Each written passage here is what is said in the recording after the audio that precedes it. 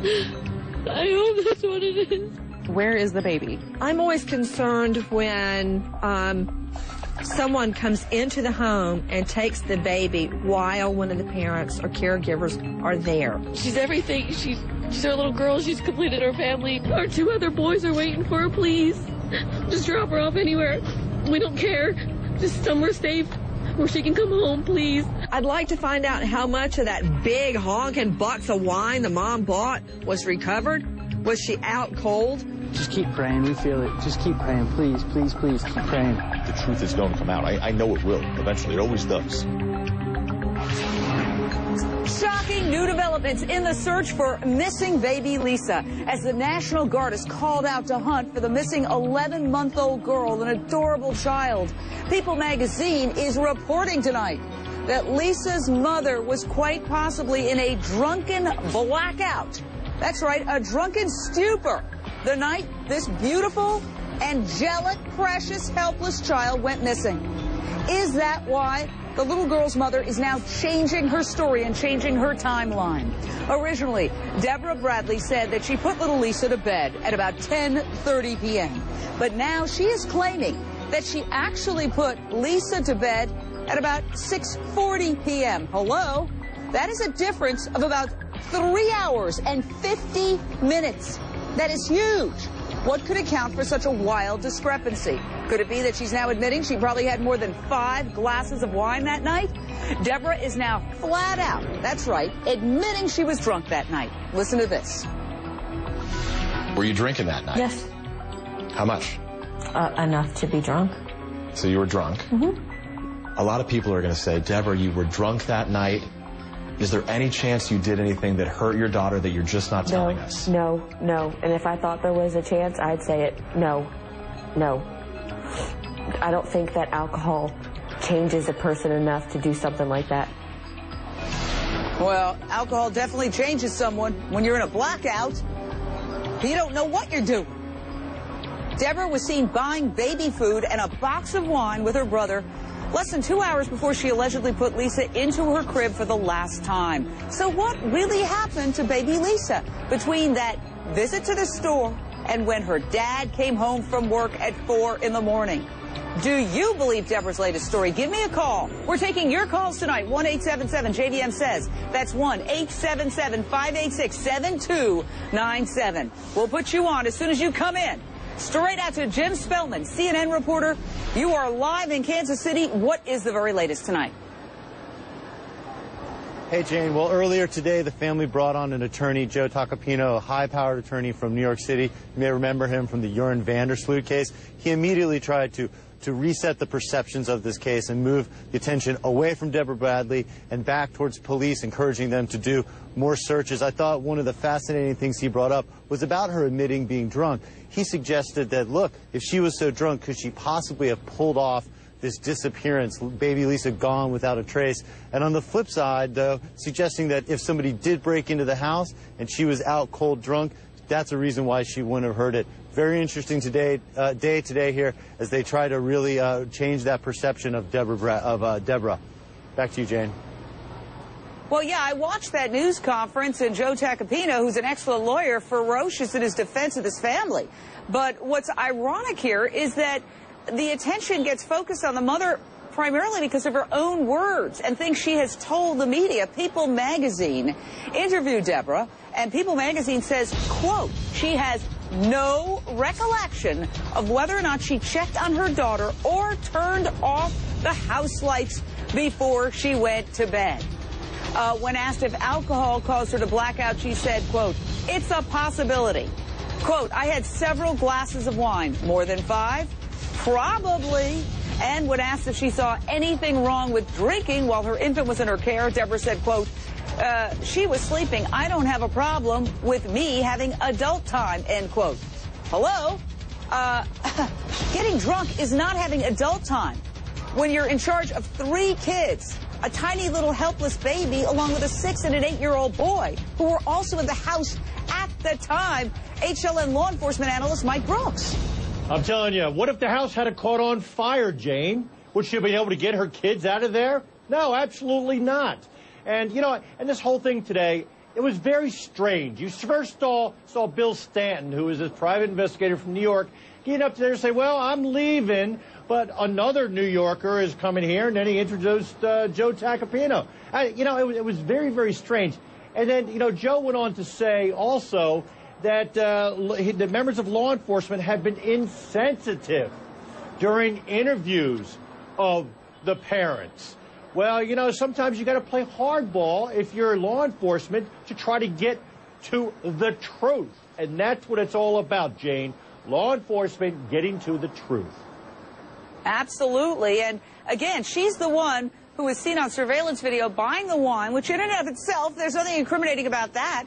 But not even 2 full hours before, she allegedly put this helpless little child, 11 months old now, 10 months old at the time, to bed. She's seen on tape buying booze at a local store. Okay, that happens at around 5 in the evening.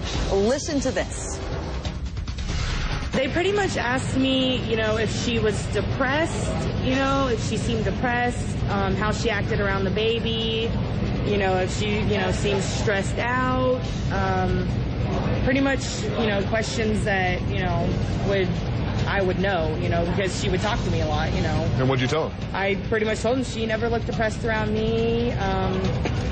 She always seemed to have a smile on her face when her kids were around. Okay, there's the clerk talking. You can see the boxes of wine behind her. Deborah Bradley purchased one of those boxes of wine at about 5 o'clock. Now she is saying that she put her child to sleep at about 6:40 when she had originally said 10:30. It seems that she's confused about the timeline. I want to go out to Wendy Walsh, psychologist and the new co-host of The Doctors. Congratulations on that post, Wendy. I've got to say, I want to emphasize that I have experience with this, and I'm not proud of it. I have the dubious distinction of being an expert in this area because I am a recovering alcoholic. 16 years ago is when I had my last drink. More than that, actually. It's coming up on 17 years in April. Knock on wood, I make it to 17 one day at a time. But I do know what blackouts are like, and I know that you don't remember what happens after a certain point. And then sometimes you get little flashes, like flashes of, oh, I think this happened, I think that happened. And sometimes things come back a couple of days later. They do these jokes with it, like, dude, where's my car, where people forget where they parked their car. But this is not a laughing matter. This is a very, very serious matter. And I can tell you that, having experienced them myself, when you're in a blackout, you don't know what the heck you're doing. And so you can't say, well, I did this, that, and the other, because you don't know what you're doing, Wendy. That's so true, Jane, and congratulations to you for almost hitting 17 years, because it's a very tough walk.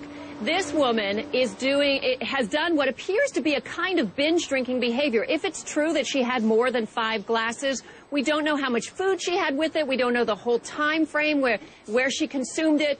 But the inconsistencies in her story about the time frame, as you said, Jane, do lead us to believe that potentially she was in a blackout state and unable to remember the exact details. Yeah, and maybe that's why she says that cops gave her a poly and she failed when they asked, do you know where the baby is? Because on some deep recess of her mind, it's a possibility. And I'm not, listen, she's not considered a suspect. I'm just talking about how blackouts work. When you're in a blackout, there is some part of your mind that's registering what's happening. You just can't remember it. Because sometimes, and this has happened to me, thank God, more than 16 years ago, but it did happen to me, where you remember things hours or even days later. I want to go out to the phones. Carla, Texas. Your question or thought, Carla? I just don't understand how she doesn't remember she put the baby to bed at 7:40, but she tells the cops it was 10:30.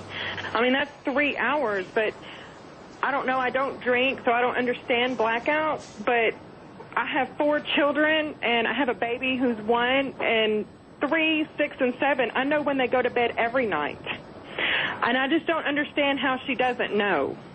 I mean, I guess because she was drinking, but I just don't understand it. How does she not know when she put her baby to bed? I think it's interesting because what happens is that you lose track of the time. So you might be thinking it's 10:30 at night, but it's 6:30. Or you might be thinking it's 6:30 at night, but it's 10:30. I want to go back out to Jim Spellman, who's the reporter there on the scene. She was on the stoop, apparently, drinking with a neighbor, and at 10:30, the neighbor leaves. Can you tell us about that? Paint a picture of what was going on from what you know. Sure. Around 10:30, the neighbor that she had been drinking with leaves and tells her that she saw the lights go off in her house, that Deborah turned off the lights in her house. Now, of course, when Jeremy, the father, comes back around 4 in the morning, the lights were on. So that creates some question marks there. But also, you know, I wanted to touch on that 3 or 4 hour gap now that she's created by changing her story. That's really significant because as police have been questioning people and getting the word out in the public, people have had in their head what happened from 10:30 on. The difference between 6:30 when people are coming home from work and 10:30 when people are going to bed is really huge, and people's perceptions and what was going on at that time is really different. The sun is out at 6:30, it's down at 10:30. That is a huge gap that really has created a big problem for investigators here, Jane. Yeah, and it's interesting that her original thing was, oh, I last saw the baby at 10:30. Now we're hearing, no, she saw the baby at 6:40, but her friend with whom she's drinking on the stoop of her house leaves at 10:30. So maybe she assumed that she had checked on the baby after her friend left. But what happens after 10:30 when her friend leaves? Now, we also understand that authorities have been removing some items from the homes around there. We're going to get to that on the other side, and we have an exclusive interview with somebody who's right in the thick of all this, and we're taking your calls. 1-877-JVM says, why does the mother's story keep changing? We're hanging in there. Thank you very much. And just keep praying. We feel it. Just keep praying. Please, please, please keep praying.